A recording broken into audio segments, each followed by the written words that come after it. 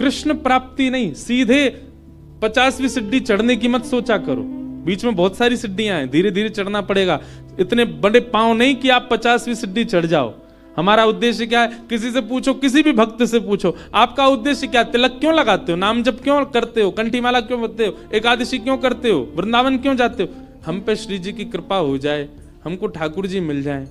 इतनी जल्दी मिल जाएंगे?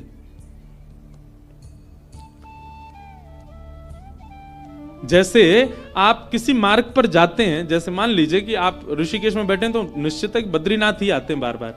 बद्रीनाथ जा रहे हो तो ऋषिकेश से आपका उद्देश्य बद्रीनाथ जाना ही है, पर बीच में कई ऐसे शहर पड़ेंगे, अगर आप कहीं भटकोगे तो आप उन शहरों का नाम पूछोगे, ना कि सीधा बद्रीनाथ। 300 किलोमीटर दूर का नाम थोड़ी लोगे।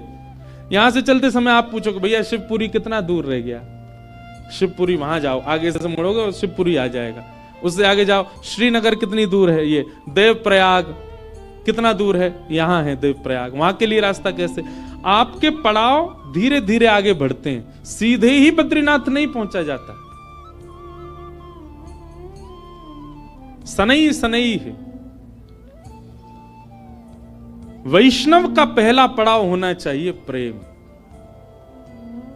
किस लिए भजन कर रहा है? किस लिए कथा सुन रहा है? किस लिए वृंदावन जा रहा है? किस लिए गंगा जी का आश्रय ले रहा है? किस लिए कंठी पहनता है? किस लिए एकादशी करता है? मैं प्रेमी बनूं। पहले प्रेमी तो बनूं। पहला पड़ाव उसका प्रेम होना चाहिए। प्रेमी बनने का स्वभाव क्या? उसकी दृष्टि बदल जाए। अब वो सबको देख करके मुस्कुराता ही है। मैं ऐसे ऐसे प्रेमियों को भी जानता हूं जो किंचित बात विरह की सुन लें तो नेत्रों से आंसू गिरने लग जाते हैं। प्रेमी का इस स्वरूप हो जाता है कि उस बहुत जल्दी भाव में आ जाएगा, बहुत जल्दी भावुक हो जाएगा। हम होते हैं, हमारे आगे तो व्यक्ति गंगा जी में कूद जाए तो हमको विरह नहीं होता। प्रेमी व्यक्ति कैसा होगा? किंचित कोई भाव ऐसा देख लेगा ना, बहुत छोटा सा, कोई व्याकुल बैठा है, उस व्याकुलता को देख करके वो विरह में आ जाएगा। ये होता है प्रेमी का स्वरूप। आधुनिक भाषा में उसको कह देते हैं ये बहुत इमोशनल है, बहुत जल्दी इमोशनल हो जाता, बहुत जल्दी भावुक हो जाता है। संसार को देख करके भावुक हो रहा है। एक बात बताएं, भावुक व्यक्ति प्रेमी बहुत जल्दी बन सकता है। अगर किसी के अंदर भावुकता बहुत ज्यादा है ना, तो एक प्रकार से वो ये समझ ले कि उसको कई सीढ़ियां पहले से चढ़ा हुआ है। वो भावुक व्यक्ति बस प्रेम की ओर बढ़ जाए, प्रेमी और बन जाए, और अधिक प्रेम हो जाए, और वही प्रेम वृंदावन चंद से हो जाए उसका।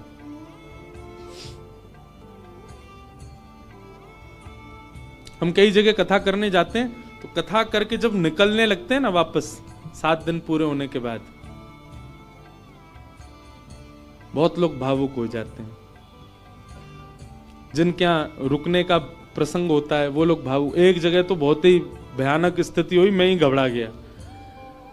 एक जगह कथा थी, अब जगह का नाम तो नहीं लूंगा मैं, तो वहां जो यजमान थे, मुख्य यजमान, वो इतने भावुक, इतने भावुक, पहले दिन से ही रोने लग गए। मैंने क्यों, क्या हो गया? बोले अब 6 दिन रह गए, आप 6 दिन रहोगे बस, लाल जी के केवल 6 दिन दर्शन होंगे। दूसरे दिन और रोने लग गए। मैंने कि भैया तुम ऐसे मत करो, अभी तो कथा तो पूरी करनी है हमको। चौथे दिन सब का नाच रहे थे, नंद घन आनंद भयो जो, वो कोने में खड़े होकर रो रहे। बोले क्यों, क्या हो गया? 3 ही दिन रह गए अब बस।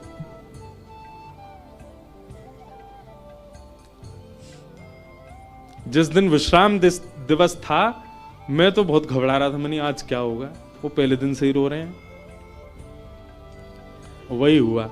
अच्छा, ऐसा और था कि कथा करते ही मुझे एयरपोर्ट जाना था, मेरी फ्लाइट थी। कथा भी मैंने सुबह सुबह की थी 7 बजे से। आरती, विश्राम आरती हो रही थी, और मैं बस ये था कि हे लाल जी कुछ हो नहीं, बहुत भाव में। वही हुआ, आरती करते करते दोनों, पहले तो उनकी गृहिणी मूर्छित होकर गिर पड़ी, बेहोश ही हो गई, और फिर जो उनके पतिदेव थे उनको देख के वो भी हो गए। उसके पीछे बिल्कुल भी किंचित ही, हमको तो समझ में आया था नाटक, लेकिन नहीं, वास्तविक था। पानी वानी डाला भैया, उनका ब्लड प्रेशर वगैरह सब कम होता चला गया। एक कथा भी आती है, सुना है? एक महाराष्ट्र के राजा थे। उन राजा का एक ही बात उसके मन में चलती थी कि मेरे नगर में कोई साधु आ जाए, मेरे नगर में कोई संत आ जाए, मेरे नगर में कोई भक्त आ जाए। दुनिया में ऐश्वर्यवान व्यक्ति केवल इसकी प्रतीक्षा करता है कि मेरे पास धन बहुत आ जाए। वो इसकी प्रतीक्षा करते थे कि कोई भक्त, साधु, संत, विरक्त या वैष्णव दंपति या कोई कथा वक्ता कोई आ जाए मेरे नगर में, बस। ऐसी कृपा हुई। अयोध्या से कुछ लोग पंढरपुर दर्शन करने जा रहे थे और उन महात्मा के उन राजा के नगर में आ गए। नगर से होके पंढरपुर का रास्ता था, तो पंढरपुर की ओर जा रहे थे। शाम काल का समय हो गया। राजा को पता चली संतों की टोली आ रही है। वो तो ऐसा और था राजा, वो दूर दूर तक उसने अपने सैनिक लगा रखे थे। बोले आसपास के रस्तों से अगर कोई संत निकल के जा रहे हैं उनसे भी कहो यहां होके जाएं, हमारे नगर में होके जाएं। ऐसी भगवत प्रीति, भक्त प्रीति भी सबके हृदय में नहीं होती।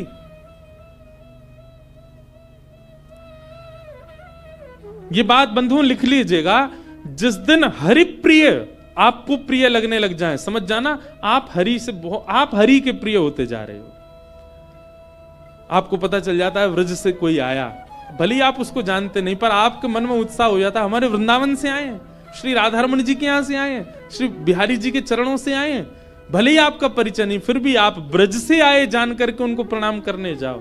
ऐसी प्रीति अगर आपके चित्त में है, आप प्रेम की अवस्था में आ चुके हो। हरि से ज्यादा हरिजनों से प्रीति हो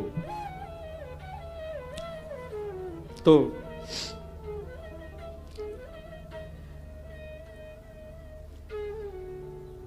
अयोध्या से संतों की टोली आई। रात में राजा ने खूब सुंदर उनका स्वागत किया, सबके लिए बढ़िया शिविर बनवाए, बढ़िया सबके लिए भोजन की व्यवस्था करी। सब साधु महात्मा बड़े प्रसन्न हो गए, बोले वाह भैया राजा, तेने तो हमारा दिल जीत लिया, क्या सुंदर व्यवस्था की, सब संतों के सबके चरण धोए, सबको माला पहनाई, प्रसाद पवाया, सोने की उत्तम व्यवस्था। और राजा रात में सोने अपने महल में नहीं गया, वहीं बैठा शिविर के बाहर ही पूरे परिवार सहित, कि कोई संत कोई आज्ञा कर दें सेवा के लिए, हम उनकी सेवा करें। संतों ने दूसरे दिन उठ करके राजा से कहा, देखो हम तुम्हारी सेवा से इतने प्रसन्न हैं कि हम सबके मन में आया कि हम कम से कम 5 दिन तो यहां रुकें। राजा रोने लगा, बोले महाराज मेरे ऊपर बड़ी कृपा, आप रुकिए। 5 दिन पूर्ण हुए। सब संत बोले भैया हमको पंढरपुर जाना है, अब आप हमको आज्ञा दो। राजा बोला भगवान मैं अपनी एक बात निवेदित करूं। बोले क्या? 5 दिन बाद रामनवमी है, श्री राम जी का अद्भुत उत्सव है, आप लोग सब यहीं रुक जाएं, 5 दिन और रामनवमी करके चले जाएं। संत बोले भाई क्या बुराई है, इतनी अच्छी व्यवस्था राजा कर ही रहे हैं, वहीं बढ़िया कीर्तन भजन होने दो, सत्संग होने दो। 5 दिन रुक गए, सबने रामनवमी करी, अभिषेक किया राम जी का। रामनवमी पूर्ण करके सब अगले दिन संत महापुरुष बोले अब हमको आज्ञा दो, हम लोग सब चलें पंढरपुर। बोले महाराज नेक और रुक जाओ, हनुमान जयंती और आ रही है, हनुमान जन्मोत्सव, आप सब लोग रुके रहेंगे तो आप सबके सानिध्य में, हमको तो कुछ आता नहीं, हम हनुमान जी का जन्मोत्सव करेंगे। अब वो सेवा इतनी अच्छी कर रखी थी कि कुछ संत तो बेचारे उसके पक्ष में रहते थे, बोले रुक ही जाओ, बढ़िया व्यवस्था तो कर ही रखी है। रुक गए, हनुमान जन्मोत्सव तक सब लोग रुक गए, सब लोगों ने हनुमान जी का जन्मोत्सव मनाया। संत महापुरुष कहने लगे, बोले भैया अब हमको आज्ञा दे दो, अब हम लोग चलें। बोले महाराज उसके बाद में फिर कोई और उत्सव आ रहा था 15 दिन बाद, उसका नाम ले दिया। बोले वो किए बिना तो आप कैसे जाओगे, कहां आपको व्यवस्था ही नहीं मिलेगी, मेरे यहां हो जाएगा। 15 दिन और रुक गए, फिर जाने लग गए। बोले महाराज गंगा दशहरा आने वाला है, आप सब लोग कहां, गंगा जी तो मिलेंगे, मैं गंगा जल मंगवाऊंगा ना अपने सैनिकों को भेज करके, यहीं आप सब लोगों के लिए सूक्ष्म गंगा प्रकट करवा दूंगा। फिर रुक गए, गंगा दशहरा हो गए। सब करते करते करते महाराज जेठ का महीना निकल गया। कब आए थे? रामनवमी पे आए थे, तब से जेठ आ गई। जेठ के बाद अब फिर जन्माष्टमी राधाष्टमी के उत्सव आ गए। वो उत्सवों के बहाने दे दे करके संतों को रोक लें। महाराज अब तो चातुर्मास करना पड़ेगा आपको, चातुर्मास प्रारंभ, कहां जाओगे, यहीं कर लो। चातुर्मास करवा दिया। चातुर्मास के बाद कार्तिक का महीना आ गया, कार्तिक में तो मैं जाने नहीं दूंगा आप लोगों को। दिवाली होली ये तो यहीं करनी पड़े, होली आ रही है, होली पे तो सब संग रहेंगे। करते करते फिर से रामनवमी आ गई। संत जनों ने चरण पकड़े, बोले राजन अब तो जान दो हम। संत तो राजा बोले एक काम करो, क्या बाल भोग करके चले जाओ, कुछ नहीं तो सुबह का बाल भोग तो ले लीजिए। बोले ठीक है। अब बाल भोग भाग पा करके तैयार हुए ही थे, बोले बाल भोग पा लिया सब। बोले देखे ना कढ़ाई चढ़ गई है, राजभोग बनना है, राजभोग तो पा जाओ। संत बोले जे नहीं हिलने देगा हमको। बोले देखो ये सब अनादर हो जाएगा, इतनी पूड़ी कचौड़ी सब्जी बन रही है, इनको तो पा जाओ। यहां राजभोग पाने लगे, एक संत ने घूम के देखा तो वहां रात के ब्यारू भोग भी बनने शुरू हो गए थे। बोले ब्यारू करके जाने देगा। अंत तो गत्वा उस राजा की स्थिति ऐसी हो गई, जब संत लोग हट में आ गए कि नहीं हम तो जाएंगे, राजा के यहां से उस क्षेत्र से जैसे ही बाहर निकले, तब तक तो राजा रो रहा था, संतों के जाते ही राजा अचेत हो गया, प्राण निकल गए उसके। मैं संतों के बगैर कैसे रहूं, हम इस स्थिति में हम तो कभी आ ही नहीं सकते। खैर सुन लीजिए बस, हमारे यहां तो 4 दिन रुक जाए तो कब जाएंगे ये बला, बैठ गए हमारे घर में आके। सब तरीके के लोग होते हैं। अब तो लोग हमको बहुत प्रेम करने लग गए, जब हमको कोई जानता नहीं था तब हमने भी ऐसे घरों में रुके हैं। पर सत्य बात है बंधुओं, ठाकुर जी से प्रेम तो सबको हो जाता है, पर हरिजनों से जिसको प्रेम हो जाए, समझ जाओ कि उसको ठाकुर जी से, वो अब प्रेम की अवस्था में आ चुका है। जिसको हरिजन प्रिय लगने लग जाए, हरि के जन प्रिय लगने लग जाए। आप लोग किया करो, कभी एयरपोर्ट, रेलवे स्टेशन, कभी अनजान स्थान पर कोई तिलक मात्र लगाया घूम रहा हो, उसको भी जय सिया राम, जय श्री कृष्ण। सामने वाला प्रत्युत्तर में अगर ये पूछ ले भैया कौन, कुछ नहीं आपके माथे पे हमने तिलक देखा, कंठ में हमने तुलसी जी देखी तो हमको लगा कि आप वैष्णव हो इसलिए हमने प्रणाम किया। ऐसा स्वभाव। तो प्रथम गंतव्य ठाकुर जी नहीं होने चाहिए, पहला गंतव्य प्रेम होना चाहिए। हमारे भजन का, हमारे साधन का, हमारी कथा का, हमारे नियमों का, सबका प्रथम पहले किसको प्राप्त करना है कि पहले हम प्रेमी बने। पहले ठाकुर जी नहीं, पहले ठाकुर जी के लायक बनो, और फिर जब लायक बन जाओगे, ठाकुर जी को कभी अपने केंद्र बिंदु में मत रखो। एक बात बहुत ध्यान से सुनो, किसी को पाने के लिए आप मत तड़पो, स्वयं को ऐसा बनाओ कि सामने वाला आपको पाने के लिए तड़पे, सामने वाला आपको पाना चाहे।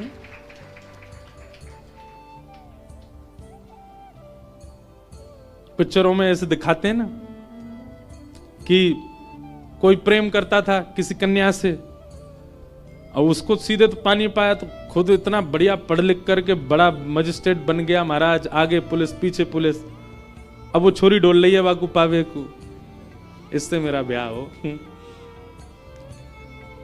ठीक वैसे ही ये बात शास्त्रीय है कि ठाकुर जी को पाने के लिए आप केंद्र बिंदु ठाकुर जी को मत रखो चित्त में कि उनको मुझे प्राप्त करना है।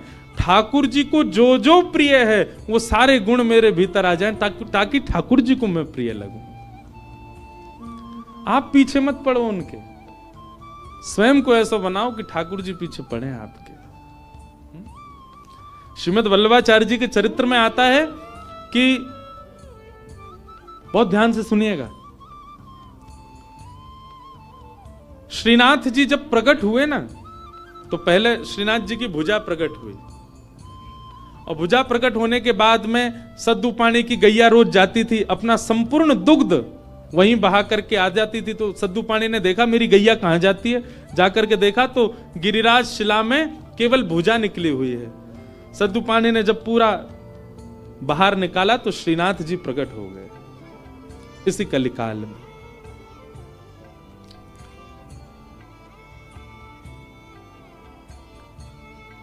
तो सद्दू पानी ने ठाकुर जी से प्रार्थना की कि ठाकुर जी आपके लिए क्या लाऊं मैं, आप क्या पाएंगे, क्या व्यंजन लेंगे, क्या भोग प्रसाद लेंगे, आप विश्वास मानेंगे। हमारे श्रीजी बाबा श्रीनाथ जी उन्होंने कहा, बोले हे सद्दूपाणे, जब तक मेरे श्रीमद वल्लभाचार्य जी नहीं आएंगे तब तक मैं केवल दूध पीऊंगा। ठाकुर जी ने पयोव्रत किया। भक्त भगवान के लिए व्रत करता है, पर ठाकुर जी ने व्रत किया कि जब तक वल्लभाचार्य जी नहीं आएंगे मैं केवल दूध पीऊंगा। श्रीनाथ जी जो आजकल उदयपुर के पास नाथद्वार में विराज रहे हैं, जब ये गिरिराज जी में प्रकट हुए तब की लीला है। इस बार हमारे लाल जी का उत्सव नाथद्वारा में ही है, श्रीनाथ जी में 11 से 17 जनवरी। बाद में एक अजब कुमारी नाम की एक भक्ता हुई थी, उसके लिए ठाकुर जी उदयपुर चले गए, उदयपुर के पास नाथद्वारा में। प्रकट तो आप गिरिराज जी में ही हुए थे। तो ठाकुर जी कितने वर्षों तक केवल दूध पी करके रहे।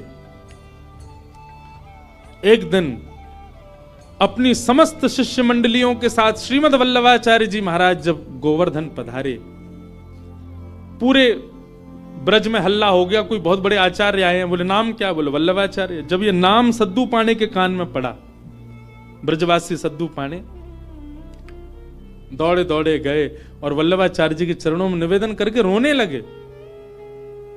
वल्लभाचार्य जी बोले रो क्यों रहे हो? बोले नाथ, भक्त को व्रत करते देखा है मैंने, पर इस जन्म में मैंने भगवान को व्रत करते हुए भी देखा है। हमारे इस गिरी कंदरा से साक्षात गोवर्धन नाथ जी का स्वरूप श्रीनाथ जी प्रकट हुए। मेरी गैया को दूध नित्य पियो करते, मैंने उनसे निवेदन किया कि आपको कहा भोग धराऊं। समोसे बोले मैं तो दूध ही पीऊंगा। मैंने कि कब तक दूध पियोगे? बोले जब तक वल्लभाचार्य जी नहीं आएंगे तब तक दूध ही पीऊंगा। भक्त ठाकुर की प्रतीक्षा करे, ये तो सुनोगे हो, पर ठाकुर भक्त की प्रतीक्षा कर रहे हैं। हे नाथ, मेरी आपसे प्रार्थना, जल्दी मिलो ठाकुर जी से और जल्दी अन्न पवाओ ठाकुर जी को। श्रीमद वल्लभाचार्य, आप सबने चित्र देखा होगा निश्चित ही। अगर कोई श्रीनाथ जी से या हमारे गोवर्धन नाथ जी से परिचित है, वल्लभाचार्य जी के भाव में है। सद्दूपाणे ने आवाज लगाई, लालन, हे श्री जी बाबा देखो श्रीमद वल्लभाचार्य पधारे हैं। और ऊपर से नन्हे से गोपाल जी, 4 वर्ष की अवस्था के गोपाल जी, 2-4 दतुइयां निकली हैं बस, गोल मटोल लाला, घुंघराले केश हैं, वही श्रीनाथ जी। ऊपर गिरी कंदरा से नीचे देखते हैं श्रीमद वल्लभाचार्य जी को, वल्लभाचार्य जी ऊपर देखते हैं ठाकुर जी को, और दौड़े वहां से ठाकुर जी, यहां से वल्लभाचार्य जी, और मध्य गोवर्धन में दोनों ने गाढ़ आलिंगन किया एक दूसरे का। ये चित्र देखा होगा आपने वल्लभाचार्य जी, और नहीं देखा हो तो गूगल पर देखना, वल्लभाचार्य जी श्रीनाथ जी मिलन पिक्चर। ऐसे ठाकुर जी ने आलिंगन कर रखा वल्लभाचार्य जी को, नेत्रों से आंसू गिर रहे हैं। वल्लभाचार्य जी बोले ठाकुर जी आप क्यों इतने श्रम में रहे, कुछ पाया नहीं? तो वल्लभाचार्य जी महाराज ने अन्नकूट बनवाया ठाकुर जी के, 56 भोग तैयार करवाए।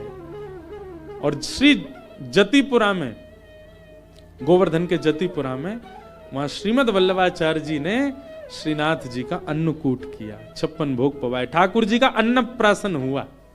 मतलब इतने वर्ष बाद ठाकुर जी ने अपना पयोव्रत, दूध का जो व्रत था वो छोड़ के अन्न ग्रहण किया। किसके लिए? अपने एक भक्त के लिए। तो भैया केंद्र बिंदु में ठाकुर जी नहीं, केंद्र बिंदु में प्रेम लाओ। आपके केंद्र बिंदु में प्रेम आ गया और प्रेम आपके चित्त में आ गया, तो आप ठाकुर जी के केंद्र बिंदु में रहोगे, ना कि ठाकुर जी आपके केंद्र बिंदु में। स्वयं को निर्माण ऐसो करो, कथा सुन के, संत संग करके, सत्संग करके, वैष्णव संग करके, भजन करके, कीर्तन करके, कि ठाकुर जी आपकी प्राप्ति के लिए विचरण कर रहे हैं, कि जे मुंह को मिले कैसे भी।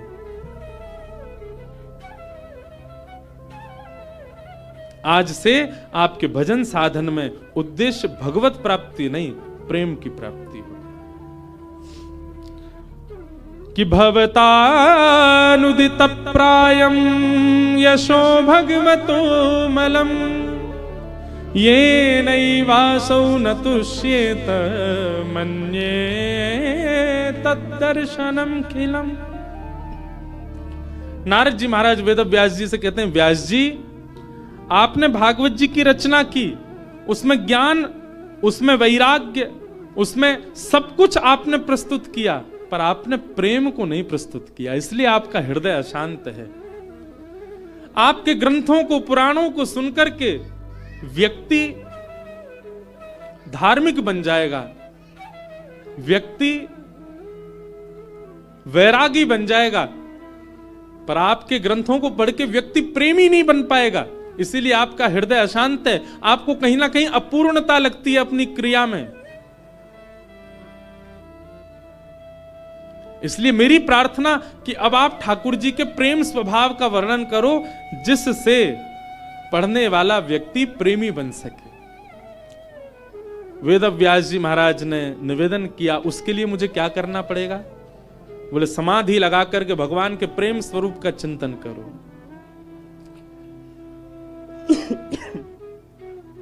श्री वेद व्यास जी महाराज ने समाधि लगाई और समाधि की भाषा में ही अपने अंतिम कृति का निर्माण किया वेद व्यास जी ने। इसी ब्रह्म नदी में, इसी हिमालय की पर्वतों पर वेद व्यास जी ने ऐसी रचना की जिसको सुनकर पढ़कर के मानव प्रेम का अधिकारी बन जाता है, ठाकुर जी का अधिकारी बन जाता है।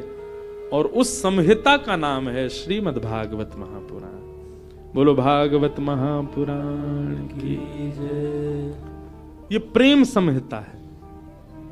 भागवत जी श्रवण के बाद, भागवत जी अध्ययन के बाद, भागवत जी के अवलोकन के बाद प्रेम प्रस्तुत होता है चित्त में।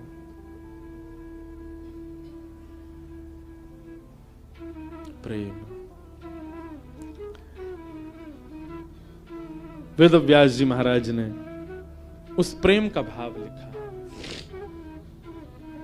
वही भागवत है।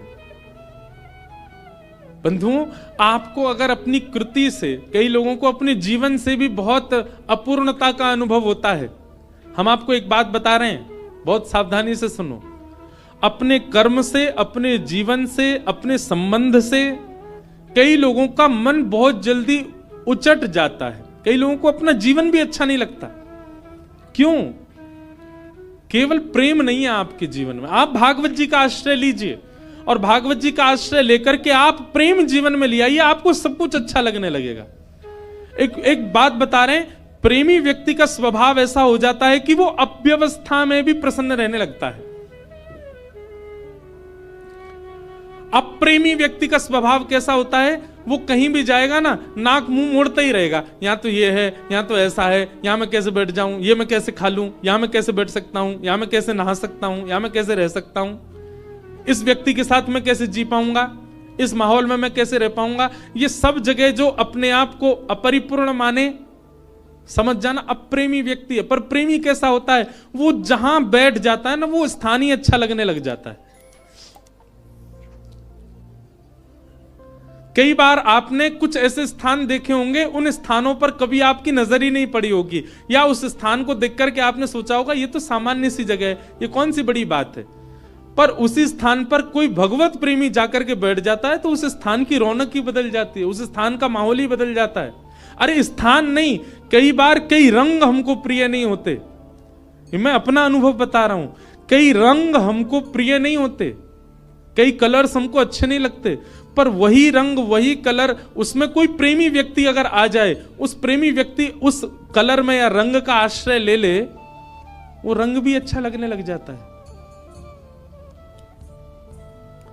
कई सब्जियां आपको अप्रिय लगती होंगी, पर वही कोई प्रेमी के हाथों से प्रसाद रूप में आपको मिल जाए, आप उसका पान करेंगे, सेवन करेंगे, आपको अत्यंत अद्भुत। और अगर आपको अनुभव करना हो तो हम बता रहे हैं, अरबी की सब्जी हर कोई नहीं पा सकता, इतनी बढ़िया नहीं लगती। हमारी श्री जी को बहुत प्रिय है, किशोरी जी को बहुत प्रिय है, लाडली जी को अरबी का भोग लगता है। कभी जाइए राधाष्टमी के समय पर, या वैसे भी हमारे तटीय स्थान वृंदावन में अरबी की सब्जी बनती है। आप पे कृपा हो जाए, नहीं हो तो वहां किसी महात्मा से कह देना हमको थोड़ा प्रसाद दे दो, वो मधुकरी रूप में आपको अरबी देंगे, आप पाके देखना। सारे विश्व के जितने भी रस होंगे ना, वो सब रस फीके लगेंगे उसके आगे। क्यों? क्योंकि प्रेम स्थान पर वो निर्मित है, इसलिए उसका स्वाद अद्भुत हो जाता है। मैं कथा करता हूं, हमको राग रागनी आती नहीं, हम बस ऐसे गा लेते हैं। ये सब गुरुजन बैठे हैं, ये लोग जैसो बजा दें वैसो हम गा दें। कई राग ऐसे हैं, उनको पहले मैं जब सुनता था ना, तो मेरा मन बड़ा उच्चाटित सा हो जाता था कि ये कैसे गाएंगे, ये तो बड़ा विचित्र सा राग है। आज वही राग में हम कथा भी कर देते हैं। क्यों? क्योंकि जब प्रेम मिल जाता है, प्रेम एक ऐसा सब्सटेंस है, प्रेम एक ऐसा क्या बोले वो, केमिकल बोले, सब्सटेंस बोले, क्या बोले, वो एक ऐसी वस्तु है, वो जहां मिल जाएगी वो सब प्रिय लगने लग जाएगा। वो प्रेम कहलाता है। प्रेम का मतलब केवल स्त्री पुरुष का प्रेम मत समझा कीजिए आप। कोई प्रिय लगने लग जाए वो नहीं, सब कुछ प्रिय लगने लग जाए, वो प्रेम है। वास्तविक प्रेमी आप अपने आप को ऐसे नहीं मान सकते उसके लिए नस काट के घूम रहे हैं, हॉस्पिटल में भर्ती है गए, तो क्या बता रहे हैं, बोले भाई टैग लग गया इसके ऊपर, काहे का, बोले प्रेमी है। आप इस प्रकार प्रेम की अवहेलना मत करो, प्रेम की निंदा मत करो।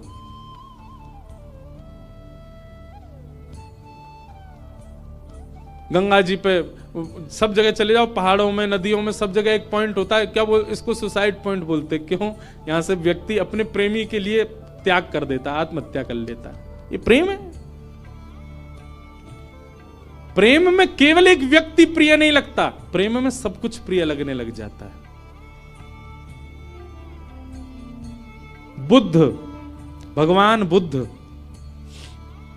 प्रेमी थे। एक मदिरा पान किया हुआ व्यक्ति जिससे सब दूर भागते हैं, नाली में पड़ा था और बुद्ध भगवान ने उसको देख लिया। अपने शिष्यों से कहा तुरंत इसको निकालो यहां से।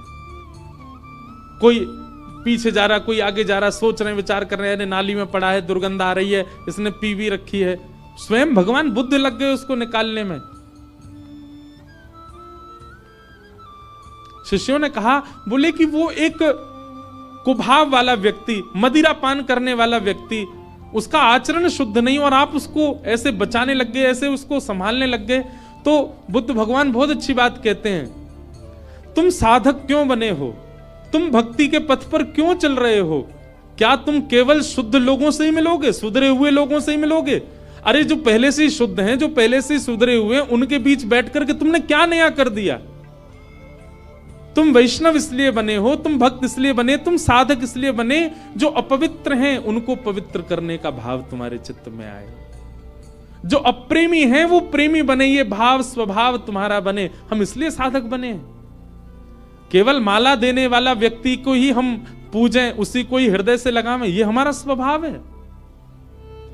सबको लगाना है, सबको उस पथ का राही बनाना है, इसलिए हम वैष्णव बने।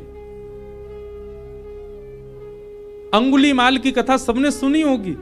एक राक्षस था, मानव था पर राक्षस के स्वभाव का था। उस पर्वत पर रहता था, उस पर्वत के आसपास कोई भी मानव उसको दिख जाता था, उसको मार करके उसकी उंगली काट करके अपने गले में माला बना के पहनता था, इसलिए उसका नाम था अंगुलीमाल। इतनी सारी उंगलियों की माला उसने पहन रखी थी, उसका रूप देखते ही भाग जाते थे लोग। भगवान बुद्ध जा रहे थे और जैसे ही मार्ग पर जाने लगे तो एक गांव पड़ा। गांव के लोगों ने कहा, भगवान आप सीधे ना जाकर के थोड़ा दाएं होकर के जाइएगा। क्यों? सीधे जाएंगे तो आगे एक पर्वत पर अंगुली माल रहता है, वो लोगों को मार के उनकी उंगली काट के अपने गले में पहन लेता है। भगवान बुद्ध बोले उसके पीछे कारण, बोले वो अपना बल बताना चाहता है, देखो मैंने इतने लोग मार दिए, इतनी उंगलियां मत, इतने लोग, इतना बल है मेरे पास।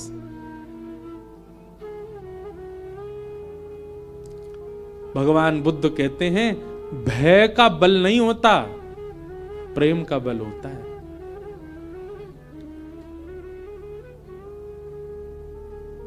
भय से जो अपने बल को आपके चित्त में प्रतिष्ठित करे वो बहुत लंबे समय तक नहीं रह सकता, लेकिन प्रेम से अपने आप को आपके चित्त में जो अवस्थित करे वो मरते दम तक आपके चित्त में रहेगा। मानस जी में एक बहुत अच्छी लीला आती है कि राम जी वन में विचरण करते थे और जब भूख लगती थी ना तो किसी के यहां से, किसी के घर से या किसी नगर से लक्ष्मण जी सामग्री ले आते थे, जानकी जी बनाती, राम जी पाते थे। लेकिन ऐसा वर्णन आता है कि कई बार लक्ष्मण जी को सामग्री नहीं मिली और वनवासी थे तो उनके पास धन भी नहीं था भाई दे के ले लें। तो राम जी जाते थे सामग्री लेने के लिए, और राम जी जब जाते थे तो सामग्री लेके ही आते थे। तो फिर मानस जी में तुलसीदास जी वर्णन करते हैं कि राम जी ऐसा क्या दे के आते थे कि लोग सामग्री देने को राजी हो जाते थे। राम जी के पास कुछ था तो था नहीं, ना तो धन था, ना वैभव था, ना कुछ रुपया थे, क्या देते थे राम जी। तो मानस जी में श्री गोस्वामी जी वर्णन करते हैं कि राम जी जब कुछ सामग्री लेते थे या सामग्री लेते भी थे, या फिर कई बार सीता जी बड़ी रसोई बनाती हैं और संतों को पवाते, संतों को पवाने के बाद दक्षिणा देनी होती है, तो ये दक्षिणा के आदान प्रदान पर या सामग्री के आदान प्रदान पर राम जी क्या देते थे।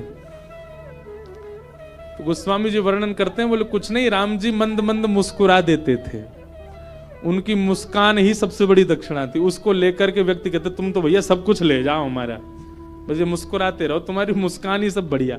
मतलब संतों को प्रसाद पवा के राम जी सामने बैठ करके दक्षिणा रूप में मुस्का देते थे। संत बोलते बस मिल गई हमारी दक्षिणा।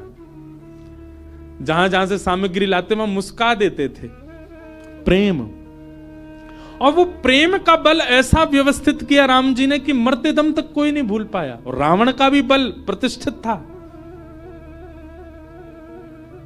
पर रावण का भय का बल था। बल भय का नहीं होता, बल प्रेम का होता है।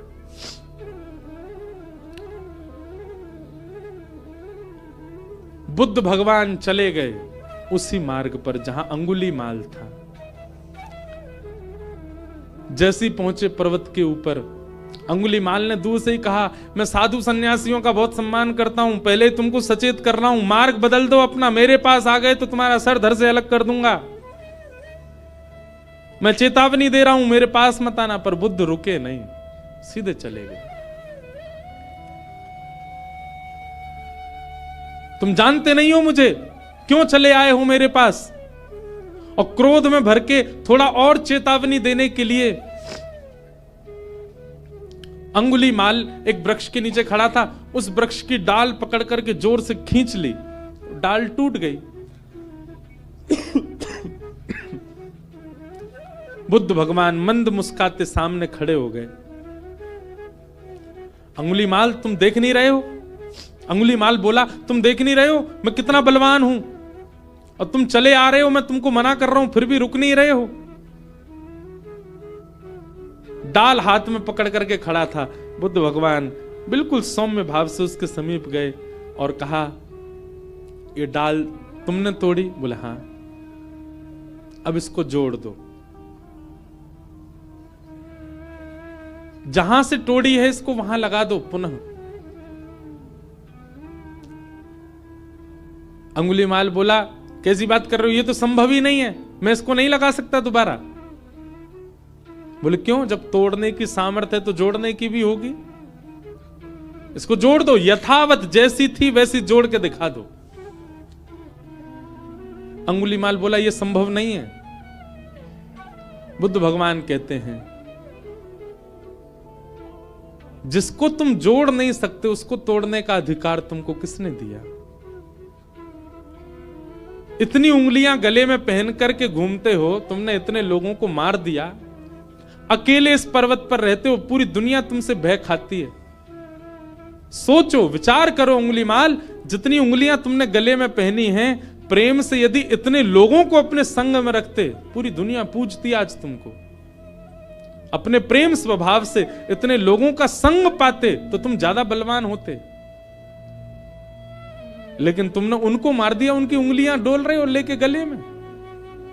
अगर इतने लोग तुमने जोड़े होते खुद से तो तुम श्रेष्ठ माने जाते। और इतना कहकर के बुद्ध चले गए। अपनी कुटिया पर जाकर के रुके, पीछे देखा ही नहीं। कुटिया पर जाकर के जब पीछे देखा, अंगुलीमाल चरणों में गिर गया। बुद्धम शरणम गच्छामि, मुझे क्षमा कर दो भगवान, और सदा के लिए उनके हो गए। यह है प्रेम। प्रेमी जब व्यक्ति होता है वो सबको प्रेमी बनाता चलता। जैसे किसी के अंदर कोई इत्र लगाए घूमे, जहां से निकल जाए सब जगह सुगंधित होती चली जाती है, वैसे ही भक्ति साधना से व्यक्ति जब प्रेमी बन जाता है वो जहां जाता है, जिस स्थान पर जाता है, जितने लोगों से मिलता है, उनको भी प्रेमी बना देता है, उनको भी प्रिय बना देता है, उनको भी भक्त बना देता है, उनको भी साधक बना देता है।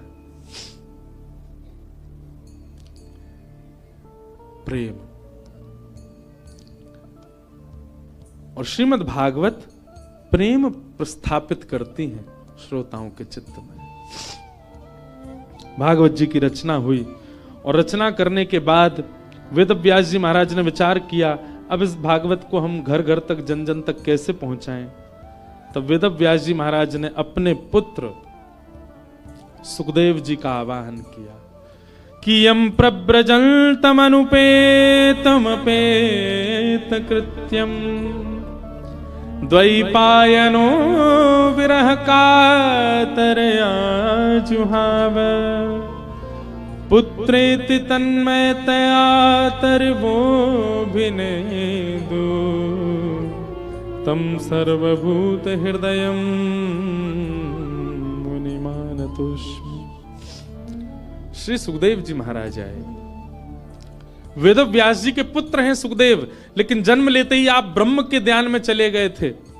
लेकिन श्री व्यास जी ने भागवत के श्लोक जब इनको सुनाए तो ब्रह्म ध्यान छोड़कर के भागवत जी की सन्निधि में आ गए और कहा, मैं तो निर्गुण निराकार ब्रह्म की उपासना कर रहा था, पर मुझे अब सगुण साकार में मन लग गया है, मुझे इन्हीं की आराधना करनी है।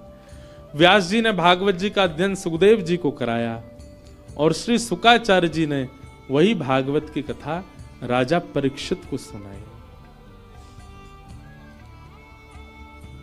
पूछा गया, राजा परीक्षित कौन है? राजा परीक्षित के विषय में हमको थोड़ा बताओ। इनको 7 दिन में मरने का श्राप क्यों लगा, इनके बारे में थोड़ी हमें जानकारी दो। तब राजा परीक्षित के विषय को बताने के लिए यहां से महाभारत का थोड़ा प्रारंभ किया। यदा मृधे कौरव संजयानाम वीरेस्वथो वीर गतिम गतेषु व्रकोदरा विग्ध गदा विमर्श भ्रगनोरुदंडे धृतराष्ट्र पुत्रे। श्री परीक्षित जी महाराज का चरित्र और उनको 7 दिन में श्राप क्यों लगा, ये सब विषय सुनाए गए। अब इस विषय में अगर प्रवेश करें तो पूरा महाभारत का प्रसंग कहना पड़े, इसलिए कल बंधुओं ठाकुर जी का जन्मोत्सव है कथा में, क्योंकि कल चतुर्थ दिवस है। कल गंगा के तट पे आनंद उत्सव होगा, खूब आनंद से हम लोग नाचेंगे गाएंगे, जन्मोत्सव मनाएंगे श्री ठाकुर जी का। यमुना तट पे तो मनते ही रहते हैं ठाकुर जी के उत्सव, कल गंगा के तट पे होगा। आप सब लोग समय से पधारिएगा। आज श्री गिरधर लाल जी के दर्शन का समय तो है, पर हम आप सबकी संख्या देख के डर रहे हैं, क्योंकि जहां हम रुके वो स्थान तो बहुत छोटा है। तो जो लोग यहाँ रुके ही रहे हैं अभी 6-7 दिन, वो लोग तो कल भी आ सकते हैं, परसों भी आ सकते हैं। रोज मिलेंगे ठाकुर जी 1:30 से 2:30 बजे तक गंगा दर्शन राम झूला के पास, इधर स्वर्ग आश्रम में। और जो लोग दूर दूर से आए बस वो ही आ जाना दर्शन करने। बाकी के जो लोग यहीं डटे हुए हैं उनके लिए तो लाल जी यहीं हैं। उनके लिए हम एक शाम का भी समय कल बता देंगे, वो लोग शाम को भी आ सकते हैं। इतनी संख्या में लोग आ जाएंगे तो फिर वो लाल जी हमारे डर नहीं जाएं। गंगा जी में गिरगिरा जाओगे क्योंकि बगल में ही गंगा जी हैं। तो आप सब लोग बड़े भाव से पधारो। कल ठाकुर जी का जन्मोत्सव हम लोग कथा में मनाएंगे। पीले पीले वस्त्र पहन करके आना, आभूषण ज्यादा पहन के मत आना, अपना ध्यान रखना, क्योंकि चोराग्रगण्य श्री कृष्ण की कथा है तो निश्चित है उनके 2-4 दूत तो कथा में आते ही होंगे जो आपके आभूषण हरण ना कर ले जाएं, इसलिए बहुत ध्यान रखना।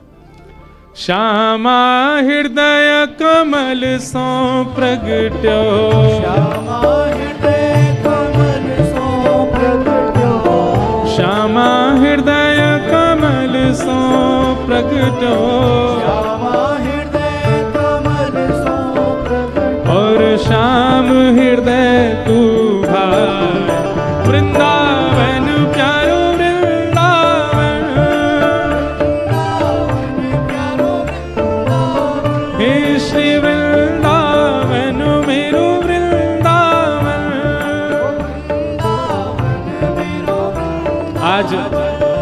पद पूरा गाएंगे, जिनको याद हो संग गाइए। और सुनो भैया, जो लोग भी लाल जी के दर्शन करवे जामे, उनसे हमारी प्रार्थना, तुमको अपनी खुद की सौगंध है, हमारे लाल जी से कुछ संसार मत मांगियो, लाल जी से केवल एक ही बात मांगियो, हे लाल जी आप सदा प्रसन्न रहो, आप सदा आनंद में रहो, हम अपने कर्म भोग लेंगे, आप हमको कुछ मत दो।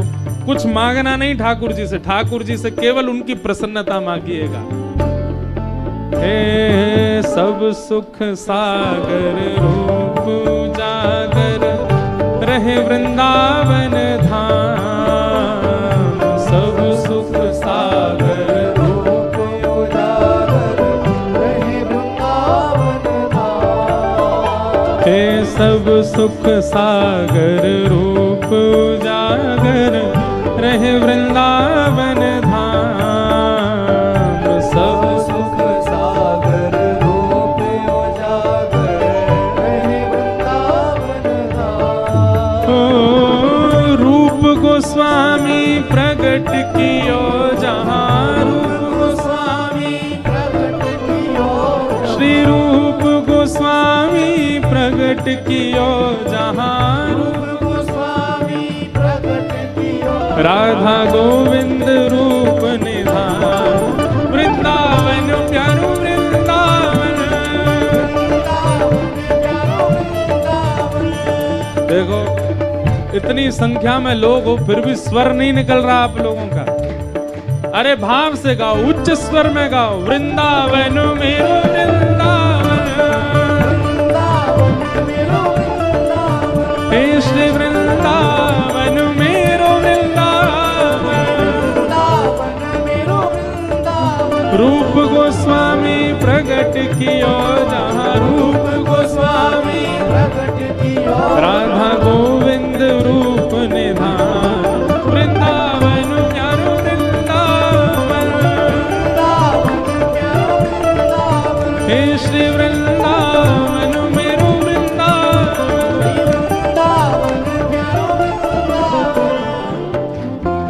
विहरत निस दिन कुंज गलन में, ब्रज जन मन सुख धाम, विहरत निस दिन कुंज गलन में, ब्रज जन मन सुख धाम। हाँ प्यारो ब्रज जन मन सुख धाम, प्यारो ब्रज जन मन सुख धाम। हे मदन मोहन को रूप निरख के, मदन मोहन को श्री मदन मोहन को रूप निरख के, मदन मोहन को रूप निरख हे सनातन बलि बलि जाए, वृंदावन प्यारो वृंदावन, प्यारो वृंदावन, हे श्री वृंदावन मेरो वृंदावन, प्यारो वृंदावन, मदन मोहन को रूप निरख के, मदन मोहन को सनातन बलि बलि जाए, वृंदावन प्यारो वृंदावन, हे श्री वृंदावन मेरो वृंदावन,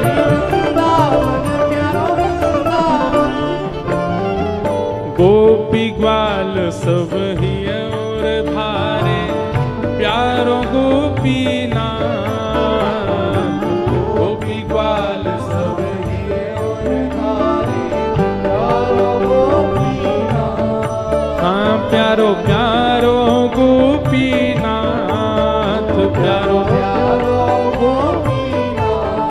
हे मधु पंडित जिन कंठ लगायो, मधु पंडित जिन कंठ लगायो, श्री मधु पंडित जिन कंठ लगायो, मधु पंडित जिन कंठ लगायो। ओ जहाँ है रही जय जयकार, वृंदावन मेरो वृंदावन, मेरो वृंदावन, हे श्री वृंदावन प्यारो वृंदावन, प्यारो वृंदावन, मधु पंडित जिन कंठ लगायो, मधु पंडित और है रही जय जयकार, वृंदावन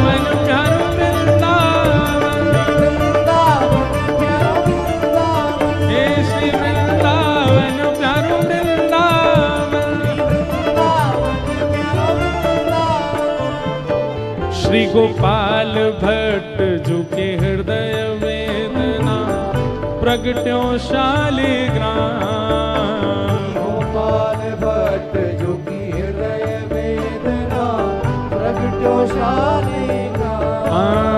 श्री गोपाल भट्ट झुके हृदय वेदना प्रगट्यो शालिग्राम। गोपाल भट्ट झुकी हृदय वेदना प्रगट्यो शालिग्राम। हे रूप सुधा को खान हमारो, रूप सुधा को खान हमारा, रूप सुधा को खान हमारो, रूप सुधा को खान हमारा। श्री वृंदावन में सबते प्यारो, वृंदावन में सबते प्यारो। हे श्री राधा रमण जुलाल, वृंदावन मेरो वृंदावन। वृंदावन प्यारो वृंदावन। हे श्री वृंदावन मेरो वृंदावन। वृंदावन मेरो वृंदावन। रूप सुधा को खान हमारो, रूप सुधा को खान हमारा। श्री वृंदावन में सबते न्यारो, वृंदावन में सबते न्यारो। श्री राधा रमण जुलाल, वृंदावन प्यारो वृंदावन। वृंदावन प्यारो वृंदावन। हे श्री वृंदावन मेरो वृंदावन। वृंदावन मेरो वृंदावन। जज राधा रमण मेरो राधा रमण। राधा रमण मेरो राधा रमण। ओ मेरो राधा रमण प्यारो राधा रमण। मेरो राधा रमण प्यारो राधा रमण। ओ मेरो राधा रमण प्यारो राधा रमण। राधा रमण प्यारो राधा रमण। ओ मेरो राधा रमण प्यारो राधा रमण। मेरो राधा रमण प्यारो राधा रमण। आतुर हित हरि वंश पुकारो, श्री राधा राधा नाम। आतुर हित हरि वंश पुकारो राधा राधा। अभी यहाँ कथा 12 को विश्राम करके श्री वृंदावन के मदन टेर में 14 तारीख को सुबह 9 बजे से श्री हितरवंश महाप्रभु का चरित्र हम एक दिन सुनाएंगे। जो लोग भी वृंदावन पहुंच रहे हो 14 तारीख को मदन टेर आना, जहां श्री राधा वल्लभ जी पहली बार विराजे वृंदावन आकर के। मदन टेर यमुना तट आयो, मदन टेर यमुना तट आयो। सघन कुंज वृंदावन आयो। सघन कुंज वृंदावन आयो। हे मदन टेर यमुना तट आयो, मदन टेर यमुना तट आयो। सघन कुंज वृंदावन आयो। सघन कुंज भुजा उठा के वृंदावन आयो। ओ प्यारो राधा वल्लभ लाल, वृंदावन मेरो वृंदावन। वृंदावन मेरो वृंदावन। हे श्री वृंदावन मेरो वृंदावन। वृंदावन मेरो वृंदावन। सघन कुंज यमुना तट आयो, सघन कुंज यमुना तट आयो।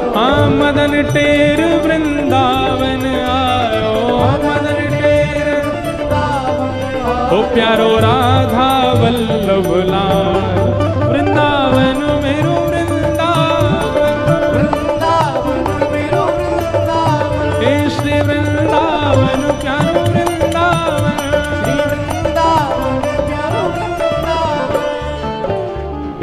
जुगल किशोर को लाड़ लड़ायो, नवल कुंज ही अमान।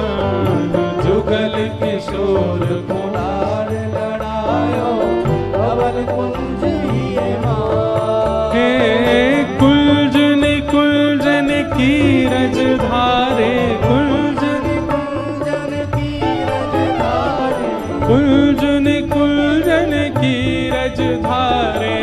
कुंजन कुंजन की रजधारे। ओ हरि व्यास युगल यशोदा, वृंदावन मेरो वृंदावन। वृंदावन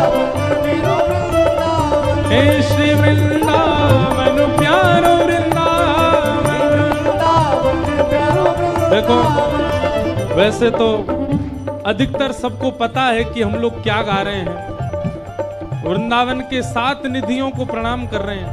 वैसे सबको पता है, जिनको नहीं पता हम उनको बता रहे हैं। हमारे वृंदावन के प्रथम ठाकुर कौन हैं? बोलो, श्री गोविंद देव। वृंदावन के दूसरे ठाकुर श्री मदन मोहन, तीसरे ठाकुर श्री गोपीनाथ, चौथे ठाकुर श्री राधा रमण, पांचवें ठाकुर श्री राधा वल्लभ और छठवें ठाकुर जिनको अभी हम गा रहे हैं श्री जुगल किशोर और 7वें ठाकुर श्री कुंज बिहारी लाल। तो इन 7 को हम प्रणाम कर, जिनको नहीं पता हम उनको बता रहे हैं। अभी जुगल किशोर जी को प्रणाम कर रहे हैं। कुंज निकुंजन की रजधारे, कुंज निकुंजन की रजधारे, हरि व्यास युगल यश गाए, वृंदावन मेरो वृंदावन, हे श्री वृंदावन प्यारो वृंदावन। हमारे ब्रज वृंदावन के 7वें ठाकुर जिनके जन्मोत्सव पर इस कथा का प्रारंभ हुआ, बोलो वृंदावन बिहारी लाल।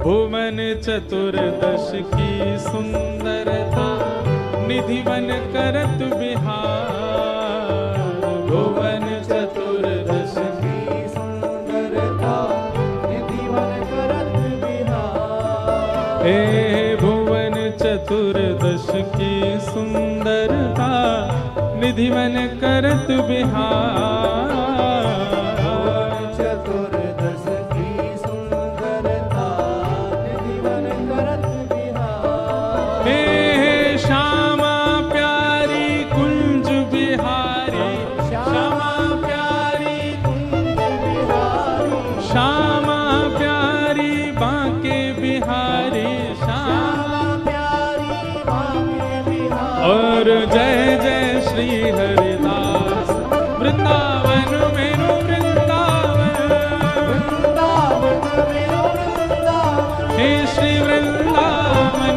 प्यारो वृंदावन, वृंदावन प्यारो वृंदावन। श्यामा प्यारी कुंज बिहारी, श्यामा प्यारी कुंज बिहारी। और जय जय श्री हरिदास, वृंदावन मेरो हे श्री वृंदावन मेरो वृंदावन।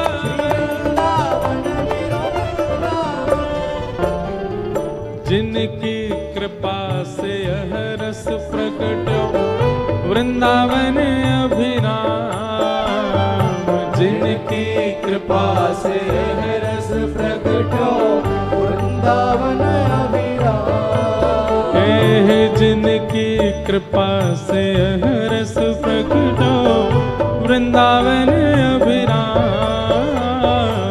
जिनकी कृपा से यह रस प्रकटो वृंदावन अभिराम। हे सप्तनिधिन को ही उजियारो, सप्तनिधिन को ही उजियारो, यह आनंद करवावे वारो, यह आनंद करवावे वारो। इंद्र ईश इंद्रेश दुलारो, इंद्र ईश इंद्रेश दुलारो, हम सबको मिलवावे वारो, हम सबको भुजा उठा के हमारो गिरधर लाल, वृंदावन प्यारो वृंदावन, वृंदावन प्यारो वृंदावन, हे श्री वृंदावन मेरो वृंदावन, यह आनंद करवावे वारो, यह आनंद करवावे वारो, हम सबको मिलवावे वारो, सबको मिलवावे वारो, हे हमारो गिरधर लाल, वृंदावन प्यारो वृंदावन, वृंदावन प्यारो वृंदावन, हे श्री वृंदावन मेरो वृंदावन, वृंदावन मेरो वृंदावन। भुजा उठाओ दोनों और लगाओ ताकत पूरी, जो सबसे ऊंचो जाएगो वही को मिलेगी माला मंच से। जय राधे राधे श्री राधे राधे जय राधे राधे श्री राधे राधे जय राधे राधे श्री राधे राधे। यहाँ वो सबसे पीछे लाला वो लगे लंबो ही दिखे। हाँ आ जाओ आपके बगल वाले। हाँ आप आओ जो उछले थे अभी लास्ट में, नहीं वो पीछे आ रहे हैं। हाँ इनको आने दो, ये पीछे जो आ रहे हैं पतले से, हाँ इन्हीं को बुला। जय, और ये लाली छोटी वाली आओ।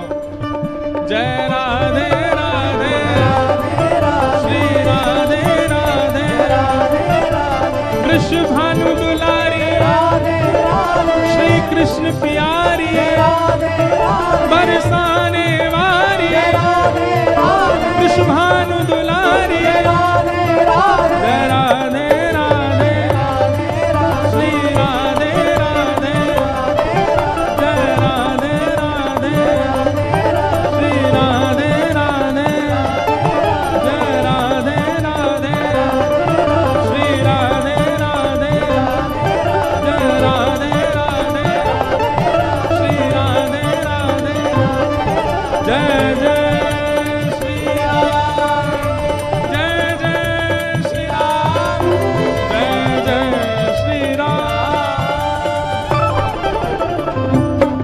वृंदावन बिहारी लाल की। नेक जोड़ते बोलो गर्मी आवेगी। बोल वृंदावन बिहारी लाल की। श्री राधा रमण लाल की। श्री राधा वल्लभ लाल की।